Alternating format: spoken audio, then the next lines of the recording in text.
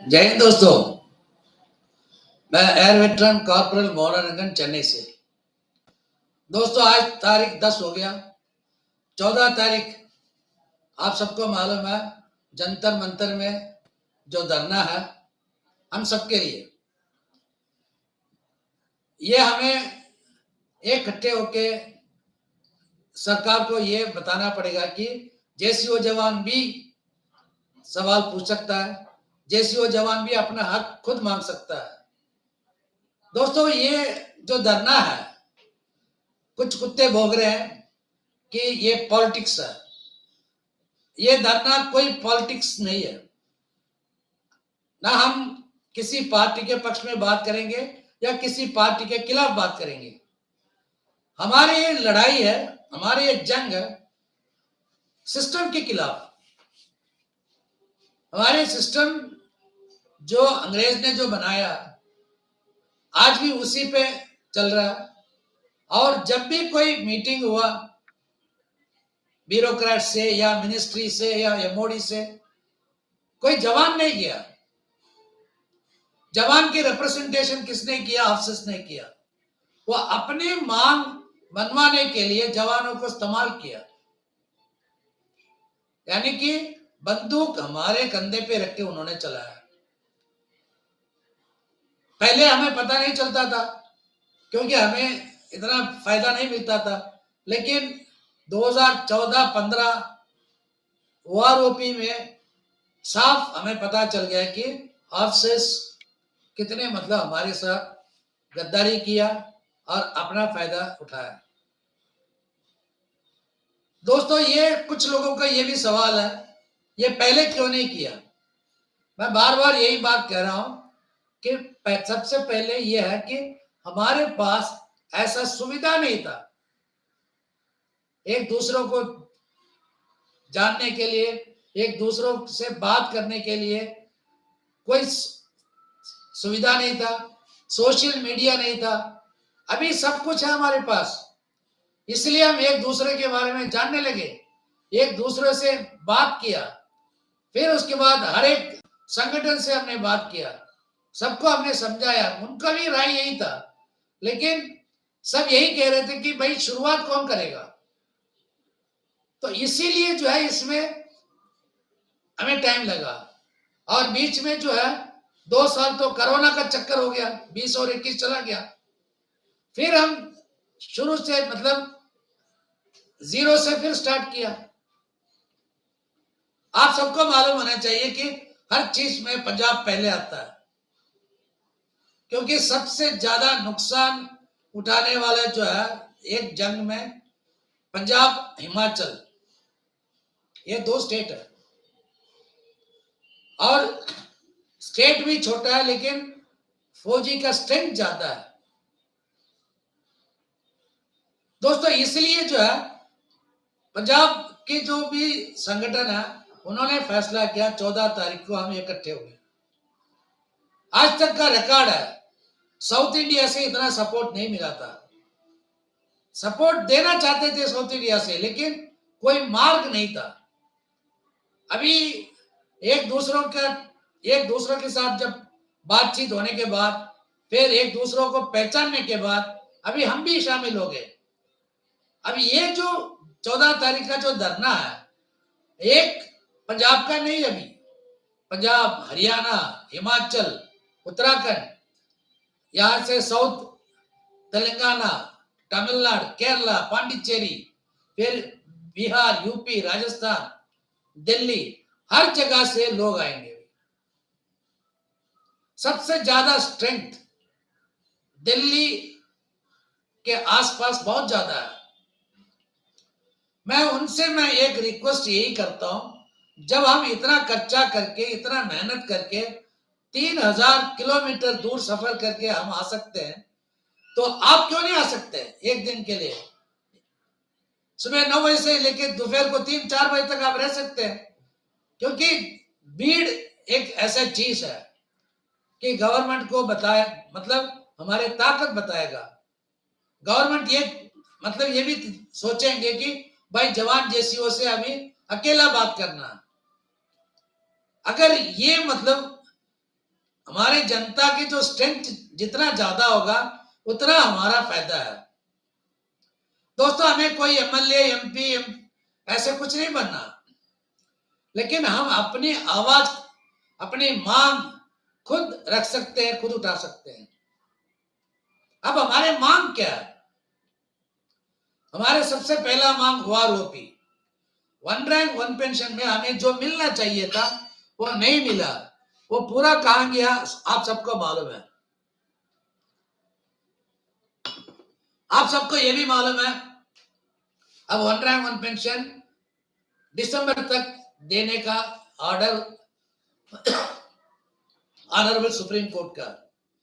तो अभी chart ready होगा, उससे पहले हम गवर्नमेंट को ही बताएंगे हमारे साथ पहला कैसे धोखा हुआ, अब की बार नहीं होना चाहिए।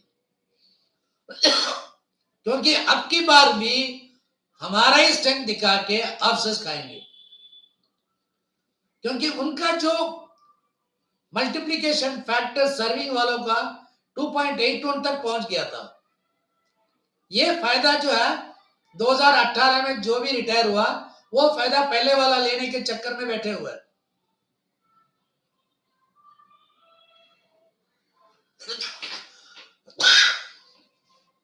हम ये बताना चाहेंगे गवर्नमेंट को, वन रैंक वन पेंशन में हक जवानों का। बहुत बार हमारे ऑनरेबल प्राइम मिनिस्टर साहब ने बहुत जगह यही बताया कि जवानों का हक है, वो वन रैंक वन पेंशन में जवानों का हक है।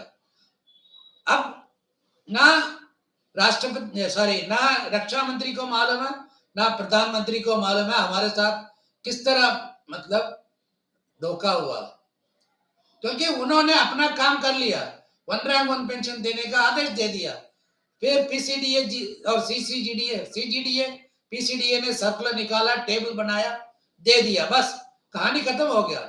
लेकिन असली चीज क्या है अब हम बताएंगे, किसको क्या मिला है, कौन कितना खाया। और ये पहला मुद्दा है। अब दूसरा मुद्दा क्या है, ईसीएचएस का। अब ईसीएचएस का जो नया कानून है, अगर कोई हमारे जो है डाइवर्स डॉटर या विडो बेटी अगर कहीं कपड़े का दुकान में या कहीं काम कर रही है 10,000 रुपए में, तो उसको ईसीएचएस से दूर कर देंगे। 10,000 रुपए में कोई ईसीएचएस बिना ईसीएचएस अपनी दवाई खरीद सकती है। ये बहुत बड़ा मुद्दा है अभी, अब लोगों का पता नहीं चलेगा। तो ईसीएचएस हो गया हमारा दूसरा। अब तीसरा हो गया सीएसडी कैंटीन। पहला हमारे टाइम में 87 में हमारे पास इतना पैसा नहीं था, हम कार नहीं खरीद सकते थे, लेकिन आज जो भी बाहर आ रहा है वो अपनी गाड़ी रख सकता है। लेकिन 4 साल के मतलब एक गाड़ी खरीद सकता है, उससे ज्यादा नहीं। एक गाड़ी कितने साल चलाएगा वो? ऐसे मतलब ये तो सिर्फ मैंने एक उदाहरण दिया, ऐसे बहुत सारे मुद्दे हैं सीएसडी में। अब सबसे बड़ा मुद्दा है स्पर्श। अब स्पर्श की वजह से जो है बहुत लोग परेशान हो गया। जब स्कीम लेके आया, बहुत बड़ा मतलब एडवर्टाइजमेंट था, बहुत बड़ा सब कुछ बताया, लेकिन अब बार बार चेंज क्यों कर रहे हैं? क्योंकि उनको खुद को मालूम है स्पर्श की वजह से लोगों का दिक्कत बढ़ रहा है। तो स्पर्श के खिलाफ भी हमें आवाज उठाना है और गवर्नमेंट को बताना चाहिए कि स्पर्श अभी टाइम बीइंग के लिए बंद करो। जितने लोगों का आपने स्पर्श में चेंज किया है, पहले उनका काम पूरा करो। 100% तसल्ली होने के बाद फिर दोबारा आपको सोचना पड़ेगा। ये हम उनको बताएंगे।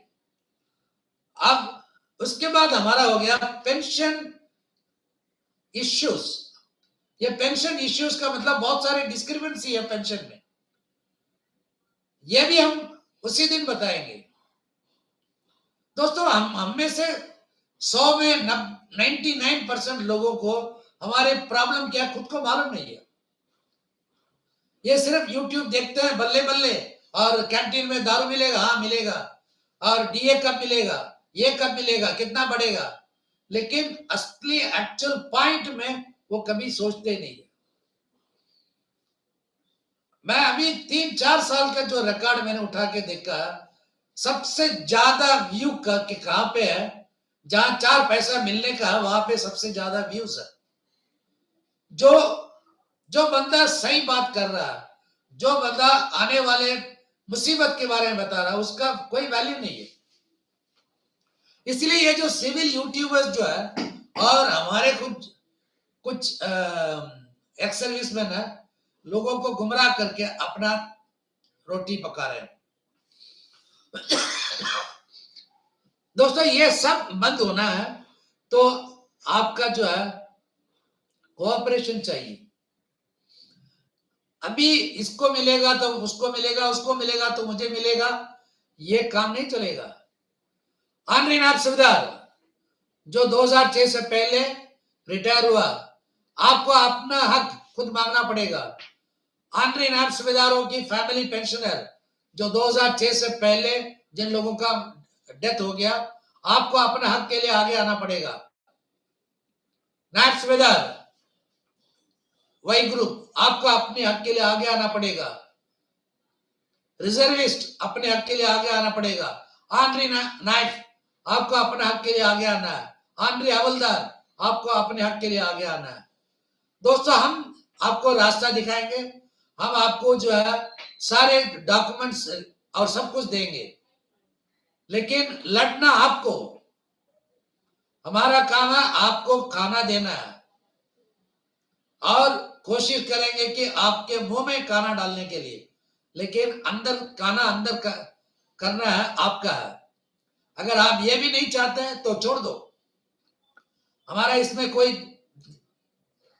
नुकसान कुछ नहीं है, नुकसान आपका है। दोस्तों अभी 4 दिन बाकी है। अब ये कम से कम ये 4 दिन में 2 बार सोचो, स्पर्श से हमें फायदा या नुकसान। स्पर्श चाहिए नहीं चाहिए, जिसको चाहिए वो घर बैठो, जिसको नहीं चाहिए वो आ जाओ जंतर मंतर। जिसको मतलब पेंशन में जो डिस्क्रिपेंसी खत्म होना चाहिए वो आगे आ जाओ। जो सोचेगा कि जितना मिल रहा है उतना ठीक है, वो घर में बैठो। लेकिन कभी ये मत सोचो कि अब की बार सबको मिलेगा आनरी नायब सूबेदार, नहीं। जो लड़ेगा, जो आगे आएगा, उन्हीं को गवर्नमेंट देगा। और सबसे अंत में मैं यही कहना चाहता हूं कि ये 14 तारीख का धरना कोई पॉलिटिक्स नहीं है, कोई किसी के सपोर्ट में या किसी के विरोध में नहीं है। ये हमारी लड़ाई है सिस्टम के खिलाफ। सिस्टम के खिलाफ लड़ना हर एक इंसान का फर्ज है। अगर आप अपने आप को इंसान समझते हो तो आप मेहरबानी करके 14 तारीख को दिल्ली आ जाओ।